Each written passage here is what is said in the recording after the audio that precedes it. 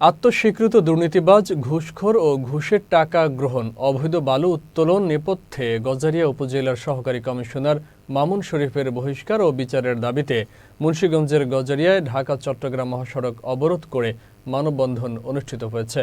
সকালে ভবের চর বাসস্ট্যান্ড এলাকায় গজারিয়া উপজেলার সর্বস্তরের জনগণের ব্যানারে এই মানববন্ধন ও বিক্ষোভ মিছিল অনুষ্ঠিত হয়। বিক্ষোভ মিছিল ও মানববন্ধন থেকে এলাকাবাসীরা জানান, সহকারী কমিশনার মামুন শরীফ দায়িত্ব গ্রহণের পর থেকে সেবা প্রত্যাশীদের সঙ্গে দুর্ব্যবহার, অনিয়ম ও হয়রানি করে আসছিলেন। এ নিয়ে বিভিন্ন সময়ে অভিযোগ করলেও কোনো সুরাহা হয়নি। মানববন্ধন ও বিক্ষোভ সভা শেষে এলাকাবাসী মহাসড়কের পাশে শান্তিপূর্ণ অবস্থান নেন এবং আগামীতে আরও বড় আন্দোলনের ঘোষণা দেন।